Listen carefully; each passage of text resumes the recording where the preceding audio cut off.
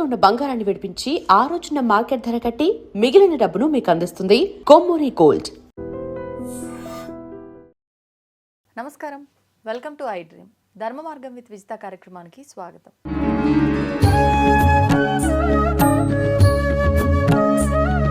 ప్రస్తుతం మనతో పాటు ఉన్నారు ప్రముఖ జ్యోతిష్య వాస్తు పండితులు బ్రహ్మశ్రీ అన్నవరపు తిరుపతి మూర్తి అవధాని గారు. ఇప్పుడు గురుగారితో మాట్లాడదాం.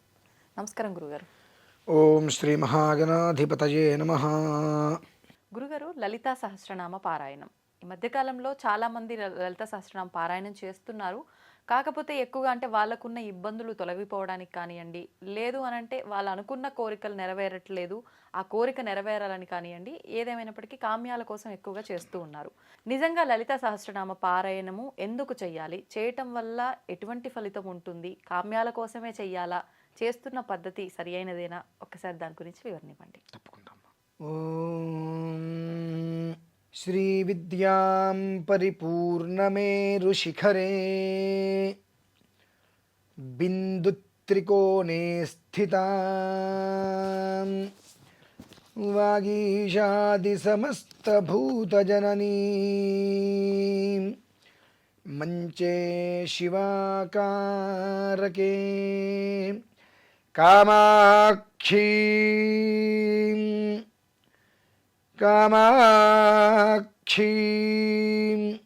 కరుణారసార్ణవమయీం కామేశ్వరాం కస్థితాం కాంతాం చిన్మయ కామకోటి నిలయాం శ్రీ బ్రహ్మ విద్యాం భజే. ఓం శ్రీమాత్రే నమః. లలితా సహస్రనామం బ్రహ్మ విద్య అని దానికి పేరమ్మ.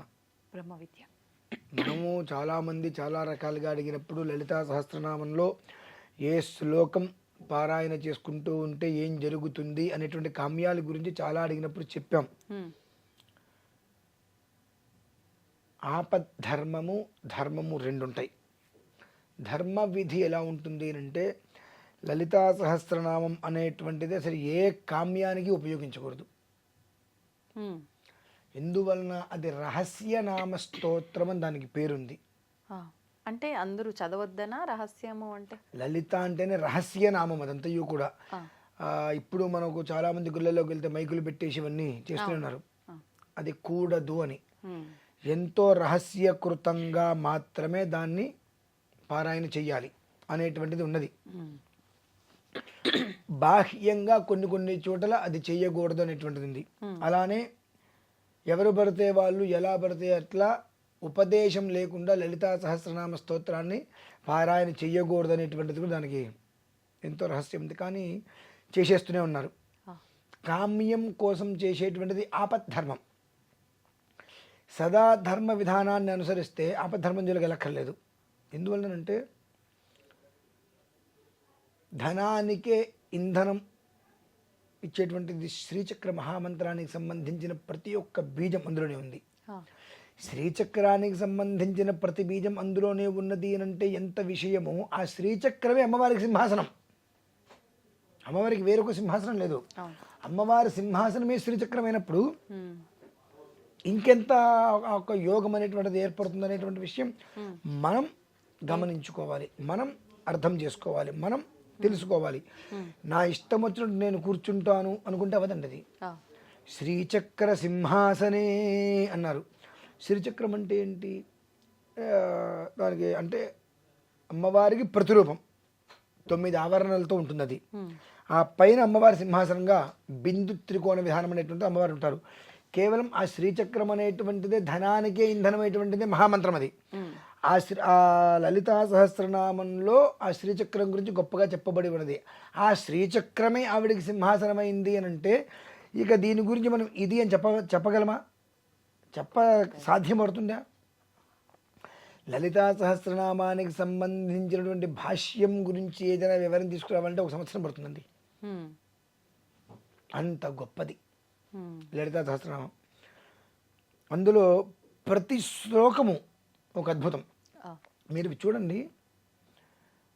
శ్రీమాత శ్రీ మహారాజ్ఞి శ్రీమత్ సింహాసనేశ్వరి చిదగ్నికుండ సంభూత దేవకార్య సముద్యత. ప్రతి భాగము 8 అక్షరాలతో ఉంటుందండి. 8 అనేటువంటిది మనిషి జీవితానికి వృద్ధి. హ్మ్. అష్టసిద్ధులు కావచ్చు, అష్టైశ్వర్యాలు కావచ్చు, అష్ట రుగ్మతులు తొలగిపోవడం కావచ్చు, 8తో వృద్ధి చెందేవి 64 రకాలు ఉన్నాయి. ఓ 8తో వృద్ధి చెందేవి 64 రకాలు ఉన్నాయి ఆ. యోగాలు. ఓ అలాగే దుర్యోగాలు కూడా 64 ఉన్నాయి. ఆ. దుర్యోగాలు కూడా 64 ఉన్నాయి. మ్మ్. ప్రతి మనిషి కూడా ప్రతి 10 మందిలో 9 మంది మనుషులు 64 దుర్యోగాలలో కొన్నిట్లుగా ఆపాదింపబడుతూ ఉంటారు. అంటే దుర్యోగము అంటే చెడు, అంతే. అంటే అశుభం జరగటం కూడా యోగమేనా అండి? అంటే యోగాలలో రకాలు అంటున్నా. ఆహా. అంటే 64 ఇవి అంటే అది యోగము అని ఎందుకుంటున్నామంటే పుణ్యము పాపం అంటే ఏంటో తెలుసా అండి? మ్మ్. అంటే మనం చేస్తున్న పనులను బట్టి మనకు వచ్చే మనకి ఫలితం. ఇష్టమైంది పుణ్యం, మనకు నచ్చింది ఇష్టమైంది పుణ్యం, మనకు నచ్చంది ఇష్టం లేనిది పాపం. అంటే ఇప్పుడు పూజ చేయండి అంటే కొంతమందికి నచ్చదు, ఆయన ఏదో చెప్తాడు, అది మహాపాపంగా భావిస్తారు. కొంతమందికి భగవద్ ఆరాధనే ఇష్టం, అది పుణ్యం. మరి తీసుకునే విధానాలు. అవునులేండి, నిజమే. ఇలా ఉన్నప్పుడు ఈ లలితా సహస్రనామంలో 64 రకాల దుర్యోగాలని తీసేస్తుంది. అది మ్మ్. 64 రకాల యోగాల్ని ఆపాదింపజేస్తుంది. మ్మ్. కనుక అష్టమి చంద్ర విభ్రాజ దళిక స్థల శోభిత ముఖ చంద్ర కలంకాభ మృగనాభి విశేషక అనుకుంటూ ప్రతి ఒక్క శ్లోకానికి మను విద్య చంద్ర విద్య చంద్రమండల మధ్యగా చారు రూప చారుహాస చారు చంద్రకళాధర. ఈ శ్లోకం అవసరం లేదన్నటువంటిది లేదండి. 183 శ్లోకాలు, 183 శ్లోకాలు 8తోటే ఉంటాయి ముడిపడి. వృద్ధి చెందుతూ ఉంటాయి. 8 అంటేనే వృద్ధి, ఆ. ఆయుష్ కావచ్చు, ఐశ్వర్యం కావచ్చు, ఏదైనప్పటికీ కూడా ఈ లలితా సహస్రాన్ని స్త్రీలు ఎవరైనా మ్మ్. పురుషులు ఎవరైనా ఉపదేశం లేకపోతే మ్మ్. కళ్ళతోటి మాత్రమే, పెదాలు ఆడించకుండా, ఓ. పెదాలు ఆడించకుండా మనం పేపర్ ఎలా చదువుతాం అలా కళ్ళతోటే చదవండి. మ్మ్. అలా 72 రోజులు దీక్ష పెట్టుకోండి. అంటే 72 సార్లు పూర్తి చేయాలి అనేటువంటిది పెట్టుకోండి. అంటే అది మనం రోజులో ఎన్నిసార్లు వీలైతే అన్నిసార్లు మన ఇష్టం అది. మీరు అన్నట్టు రోజుల్లోనేనా? రోజు 3 సార్లు చదవగలం, ఓకే చదివేసుకోండి. 71 కంప్లీట్ చేయాలి. 72 సార్లు. 72. కానీ ప్రశాంతతగా చేసుకుంటే మీకు 72 రోజులు పడుతుంది. మ్మ్. ఎందుకంటే ఒక్కసారి ఆమూలాగ్రంగా పారాయణ చేయాలంటే 45 నిమిషాలు పడుతుంది. అంటే మనం వేరే ఆలోచన లేకుండా చేయాలి. అలా చేసుకోగలిగితే 72 రోజులు మ్మ్. మనకు దొరికేది ఏమిటి అంటే దశవారం పఠేద్యస్తు సద్య పాపై ప్రముచ్యతే. అంటే దశవారం అంటే 10 వారాలు అంటే 72 రోజులు మ్మ్. అనులోమం విలోమంతో కలిపి. ఈ 72 రోజుల పాటు కనుక మనం చేసినట్లయితే మ్మ్. సద్య పాపై ప్రముచ్యతే. జన్మించిన దగ్గర నుంచి మనం చేసిన పాపాలు కొన్ని ఉంటాయి, మన పూర్వీకుల నుంచి సంక్రమించిన దోషాలు ఉంటాయి, ఆ క్షణంతో మొత్తం తిరిగిపోతాయి. మహాదుర్గాన ధరతి మహాదేవ్యా ప్రసాదత. నీకు జీవితంలో ఏదైతే అవసరమో నువ్వు అడగవలసిన అవసరం లేకుండా అమ్మవారు ప్రతి క్షణం నీకు నువ్వు అడిగింది ఇవ్వదు, నువ్వు అడిగింది ఇవ్వదు. మరి నేను చేయడం దేనికండి, ఆ. అంత అవసరం ఏంటి? ఆ. నేను అడిగింది నాకు ఇష్టమైంది కోరే కదా. చాలా మంచి ప్రశ్న ఇది. మ్మ్. మన ఇంట్లో చిన్నపిల్లలు ఉంటారు, అక్కడ చాకు ఉంటుంది, వాడు అదే అడుగుతారు, మీరు ఇస్తారా? ఎందుకని? అది ప్రమాదం కదండి. అంటే వాడికి అది ఎలా ఉపయోగించాలో తెలియదు కదా. మ్మ్. కానీ అది వాడు కావాలని అడుగుతారు, మ్మ్. మీరు ఇస్తారా? ఇంకోటి ఏదో ఇచ్చి మభ్యపెట్టే ప్రయత్నం చేస్తారు, వాడు అదే కావాలి నాకు ఇది అక్కర్లేదు అంటారు. అలానే మనం కూడా మ్మ్. నాకు ఇది కావాలి అంటాం, దానివల్ల మనకు మంచో చెడో మనకు తెలియదు, ఆయన అమ్మకి తెలుసు. కనుక అది ఇవ్వదు, దానివల్ల నీకు నష్టం రా, నేను వేరేది ఇస్తాంట. నేను అడిగింది ఇవ్వనప్పుడు నువ్వు ఇచ్చింది నాకు వద్దంట మనం. మ్మ్. కనుక ప్రతి శ్లోకానికి ఒక్కొక్క విధానం ఉంది. మ్మ్. విడిపోయేటువంటి దంపతులు కూడా కలిసి ఉండేటువంటిది నిత్య క్లిన్న నిరుపమ నిర్వాణ సుఖదాజిని నిత్య షోడశికారూప శ్రీకంఠార్థ శరీరిణి అని చెప్పి అర్ధభాగంగా ఇచ్చారు కదా. ఈ రకంగా ప్రతి ఒక్క కామ్యానికి ఒక్కొక్క శ్లోకం ఉంది. ఎన్ని కామ్యాల కోసం ఎన్ని శ్లోకాలు చదువుతావు, దేనికి దానికి విడివిడిగా. మ్మ్. కాబట్టి 72 రోజులు టైం పెట్టుకో, రోజు ప్రశాంతంగా. ఆ. ఉదయం కన్నా సంధ్యా సమయంలో, మ్మ్. ఉదయం కన్నా సంధ్యా సమయం రెట్టింపు కూడా ఎక్కువ వస్తుంది. కానీ బ్రాహ్మీ ముహూర్తంలో ఎక్కువ ఆ టైంలో మనం చేయలేం కదండి, అది నేను అనేది. అప్పుడు చేయగలిగితే ఆ పర్వాలేదు, సమయంలో చేయగలిగితే అసలు తిరుగులేదు. లేదంటే సంధ్యా సమయం సాయంకాలం. అంటే బ్రాహ్మీ ముహూర్తం అనేది అనుకున్న సూర్యోదయాత్ పూర్వం, సూర్యుడు అలా ఉదయించడానికన్నా ముందు మీరు చేయగలిగితే మహాయోగం. అది ఎట్లాగో చెయ్యలేరు. సూర్యోదయం తర్వాత చేసేటువంటిది ఫలితం ఉండదు, రాక్షస కృతం అంటారండి. అంటే ఆ సూర్యోదయం తర్వాత మనం భక్తిగా కూర్చొని నేను చేస్తాను అంటే ఆ శక్తి అంతయు కూడా ఈ పిశాచగణాలకి, భూతగణాలకి, రాక్షసులకి వెళ్ళిపోతుంది. అది కానీ మనం దీక్షా ప్రకరణ, దీక్ష ప్రకారంగా చేస్తే, దీక్షా విధానంలో నేను ఇన్ని రోజులు దీన్ని చేద్దాం అనుకున్నప్పుడు దాని సమయం సూర్యోదయాత్ పూర్వం అయిపోవాలి. ప్రతిరోజు ఒకే సమయంలోనండి? ఖచ్చితంగా. సూర్యోదయం అంటే 5:30 వేసుకుందాం, 6. ఈ లోపల నువ్వు చేసుకోగలిగితే అది నీకు అదృష్టం. ఇవాళ నేను 4ంటికి మొదలు పెడతాను, రేపు 4:30కి మొదలు పెడతాను, ఏంటి ఉపయోగం? ఏకకాలంలో వ్యవహారం చేయగలగాలి. చేయగలిగితే నీకు వచ్చేటువంటిది కూడా అనేక రకాలుగా, ఈ ఏకీకృతం అనేక రకాలుగా వస్తుంది. ఏకైవ సర్వత్ర వర్తతే తస్మాదుచ్యతే ఏక, ఏకైవ విశ్వరూపిణి తస్మాదుచ్యతే నైక. నువ్వు ఒకటిగానే భావించేయవచ్చు, కానీ అనేక రకాలుగా నీకు ఏదైతే జీవితానికి అవసరమో అది ఒక్కటి అమ్మవారు ప్రసాదిస్తుంది. ఆ విధానాన్ని సూర్యోదయాత్ పూర్వం అనుసరించు. ఒకవేళ సూర్యోదయంలో నేను చేయలేనేమో అనుకుంటే అప్పుడు రెండవ విధానం సాయంత్రం చేయండి, అస్తమానం సమయంలో. అది ఎప్పుడు సూర్యుడు దిగిపోవడానికి ముందు చేయాలి, అస్తమానం అవ్వడానికి ముందు పూర్తి చేయాలి. ఓకే, అది అద్భుతమైన ఫలితం. మరి 2 సమయంలో కాకుండా దీక్షా ప్రకరణలో చేస్తే అది భూతాలకి, ప్రేతాలకి, పిశాచాలకి, రాక్షసులకి ఆ శక్తి వెళ్ళిపోతుంది. అది మంత్రం కదండి. అవును, మంత్రమే. ఆ దీక్షగా ఒక విధానం అనుసరిస్తున్నప్పుడు దానికి ఒక సమయం ఉంటుంది. ఆ సమయానికి సందర్భంగా నువ్వు చేయగలిగితే అది దైవకృతంగా ఆ మంత్రం శక్తిని ఏర్పడుతుంది. సూర్యోదయం తర్వాత ఈ దీక్షాకృతులన్నీ కూడా రాక్షస సంబంధంగా ఉంటాయి. నువ్వు మొదలుపెట్టి ఉదయం నుంచి సాయంత్రం వరకు చేయి, ఇబ్బంది లేదు. లేదు నేను 7 గంటలకు మొదలుపెట్టి దీక్షలో చేసుకుంటానంటే అది మనకు ఉపయోగం లేదండి. ఎంత చేసినా చాలా ప్రారంభించే సమయం మీరు చెప్పినట్టుగా ఉంటే ఉత్తమం. మీరు సాయంత్రం వరకు మధ్యలో ఆపకుండా చేసుకుంటారు, నష్టం లేదు. కానీ ప్రారంభించే సమయం అనేటువంటిది ప్రధానంగా మీరు చూసుకోండి. అది చూసుకొని సాయంత్రం వరకు చేసినా అది మొత్తం మీ దగ్గర ఉంటుంది శక్తి. నేను ప్రారంభించటమే 7 తర్వాత ప్రారంభం చేస్తాను అని అంటే ఉషోదయం, అరుణోదయం, సూర్యోదయం, తర్వాత రాక్షసోదయం, 7 తర్వాత రాక్షసులు ఉదయించేటువంటిది. అందుకని మన పెద్దవాళ్ళు 6-7 తర్వాత నోట్లో బ్రష్ పెట్టుకుంటే రాక్షసధం అని తిడుతూ ఉంటారు. అలానే రాత్రి 10 తర్వాత భోజనం చేసేటువంటి రాక్షస భోజనం చేస్తున్నాడు వాడు అంటుంటారు. ఇవి కొన్ని కొన్ని ఉంటాయి. ఏ సమయంలో మనం చేయవలసింది చేయకుండా చేయవలసింది చెయ్యరాని టైంలో చేస్తామో ఆ దుష్ఫలితాలే మన మీద ఆ ప్రభావం బాగా చూపిస్తుంటుంది. మనీలైనా కావచ్చు, ఏదైనా కావచ్చు, మనం చేసేటుంటే మన మీద దుష్ప్రభావాలు, దుష్ఫలితాలు, సత్ప్రభావము, సత్ఫలితాలు కూడా చూపిస్తుంటుంది. కనుక లలితా సహస్రం అనేటువంటిది అనేక రకాలుగా చెప్పబడి ఉన్నది. 183 శ్లోకాలకి 183 విధానాలు ఉన్నాయి, లేదు అంటానికి లేదు. కానీ కామ్యం కోసం నిర్దిష్టంగా తీసుకొని చేయటం కన్నా అకామ్యముతో, అంటే ఏ కోరిక లేదు, 72 రోజులు నేను పారాయణ చేయాలనుకున్నాను అంతే.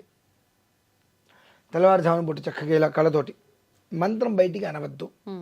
అదేంటండి మంత్రం ఎందుకు బయటకు అనకూడదు? స్వర అక్షర పద వృత్తవర్ణాలు అనేటువంటి దానికి ఒక క్రమబద్ధీకరణ ఉంటుంది. మనము కొన్ని శ్లోకాలు చెబుతున్నప్పుడు నాలిక తిరక్కపోవచ్చు, నాలిక తిరక్కపోవచ్చు. ఒత్తు పలకవలసిన చోట ఒత్తు పలకం. అవునండి. ఉద్యద్భాను సహస్రాభ అన్నప్పుడు ఉద్యద్భాను సహస్రాభ అని చెప్పేస్తారు, అంతే కదండి. ఆ ఒత్తు ఉద్యద్భాను సహస్రాభ చతుర్బాహు సమన్విత రాగస్వరూప పాషాఢ్య క్రోధాకార అంకుశోజ్వల. ఆ అక్షరం స్పష్టంగా మనం పలకలేం, ఆ ఒత్తి రాదు, దానివల్ల మనకు దుర్దోషాలు వస్తాయి. ఒత్తున్న ప్రతి దగ్గర అట్లా ఒత్తు పెట్టాలి, చెప్పాలి. ఒత్తు లేదు సమాంతరంగా వెళ్ళిపోతుంది. ఆ ఒత్తు ఉన్న చోట దాని యొక్క విధానం అక్షరం స్పష్టంగా పలకాలి. పలకనప్పుడు ఎట్లా ఉద్యద్భాను దానికి స్పెషల్ ఉంది అక్కడ. దాని మీద ఒత్తి కింద ఒత్తి ఇచ్చాడు ప్రత్యేకంగా. దాని కింద ఉద్యద్భాను సహస్రాభ అంటే ఎట్లా ఆ భ అనేటువంటిది ఆ నాభి నుంచి బయటికి రాలి. ఉద్యద్భాను అన్నప్పుడు ఆ నాభి నుంచి తృతీయ సవరణలో రావాలి.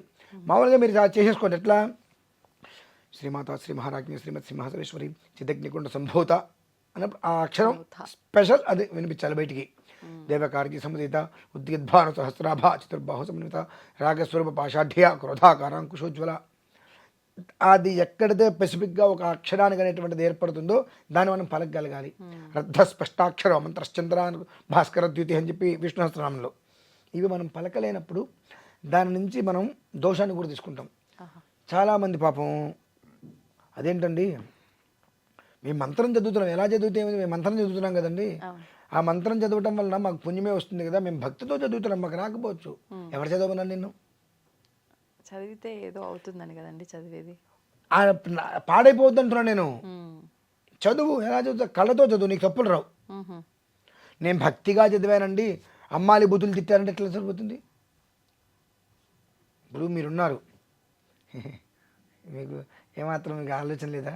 నవ్వుతూ తిట్టామనుకోండి, మీరు నేనేదో నవ్వుతున్నాను అనుకుంటారు. సీరియస్గా అమ్మా కొంచెం ఆలోచన లేదంటే అన్నమాట మీరు వినరు. ఆ మొహంలో సీరియస్ చూసి రకరకాలుగా మీరు నేను తిట్టానని అనుకుంటారు. నవ్వుతూ తిట్టండి, అర్థం కాదు. ఎలా అంటే దారి తప్పట్ల విషయం, బా వాడు పెద్ద పులిలాగా ఉన్నాడు రా అంటారు. ఇంకోళ్ళు అంటారు వీడు మురగన్ రా అంటే కోపం వచ్చేస్తుంది. అవును, వీడు మృగంతో సమానం అంటే కోపం వచ్చేస్తుంది. అదే వాడిని పులి చెప్పే విధానంలోనే ఉంది ఎలా తీసుకుంటాం అనేది. అది వాడు మృగన్ రా అంటారు, వాడు కోపం వచ్చేస్తుంది. వాడు పులిరా అన్నాం అనుకోండి, పులి మృగమే కదా. అవును, అది వాడికి నేను గొప్పవాడిని ఫీల్ అవుతాడు. అంటే ఏంటంటే నువ్వు చేసే విధానం, ఆరాధించే విధానం ఒకటండి. సరే మనుషులు కాబట్టి మనం అనేదానికి తగ్గట్టు రియాక్ట్ అవుతూ ఉంటారు. దేవతలు కూడా అలా రియాక్ట్ అవుతారా? అంటే అవుతేనే కదా దోషం వస్తుంది అని. ఇక్కడ దైవాధీనం జగత్ సర్వం, మంత్రాధీనంతు దైవతం. ఆ భగవంతుడు ఎక్కడుంటాడు? మంత్రం ఆధీనంలో. ఆ మంత్రాన్ని నువ్వు సవ్యంగా చదివితేనే కదా ఆ ఫలితాన్ని తీసుకోగలిగేది. సవ్యంగా మనం చదవనప్పుడు తప్పులు చదువుతూ, స్వరాలు ఇష్టం వచ్చినట్టు చదువుతూ, ఎట్లా పడితే ఎట్లా చదివేస్తున్నప్పుడు దాని యొక్క ఫలితం సత్ఫలితం వస్తుందా, దుష్ఫలితం వస్తుందా? మంత్రాధీనంతో దైవతం అన్నప్పుడు నువ్వు ఆ మంత్రాన్ని ఎంత జాగ్రత్తగా ఒళ్ళ దగ్గర పెట్టుకుని చదవాలి, అంతే కదండి. కాబట్టి అది మనం గమనించుకోవాలి. కాబట్టి కామ్యం అనేటువంటిది లేకుండా 72 రోజులు లలితా సహస్రనామం నేను మానసికంగా పారాయణ చేసుకుంటా అని మొదలుపెట్టండి. 72 రోజుల తర్వాత నిజంగానే మీకున్నటువంటి మానసిక ప్రశాంతత ఎక్కడ దొరకదు. అది అనుభవేక వైద్యం అండి. అనుభవిస్తే మాత్రమే ఆ ఆనందాన్ని మనం పొందగలుగుతాం. ఏదో 10 రోజులు చదివాను అంటే అవ్వదు. 72 రోజుల మధ్యలో ఇబ్బంది వస్తున్నాడు వాళ్ళకి, ఆ 4 రోజులు ఆపేసేయండి. 5వ రోజు నుంచి మళ్ళీ 72 రోజులు పూర్తి చేసుకోగలిగితే అపరిమితమైన ఆనందం. మనం ఎక్కడున్నప్పటికీ కూడా పాజిటివ్ వైబ్స్ అంటారు చూసారండి, మన చుట్టూతో ఎప్పుడూ ఉంటాయి. అంతకన్నా కావాల్సింది ఏముంది అంటే లలితా సహస్రనామ స్తోత్రానికి మూలం ఏమిటి అంటే ఎప్పుడూ కూడా ఇందాక అష్టమి చంద్రభ్రాతం చెప్పుకున్నాం, ప్రసన్న వదనంతో ఎప్పుడు ఆ ముఖంలో చిరునవ్వు అనేటువంటిది అలా విరాజిల్లుతూ ఉంటుంది.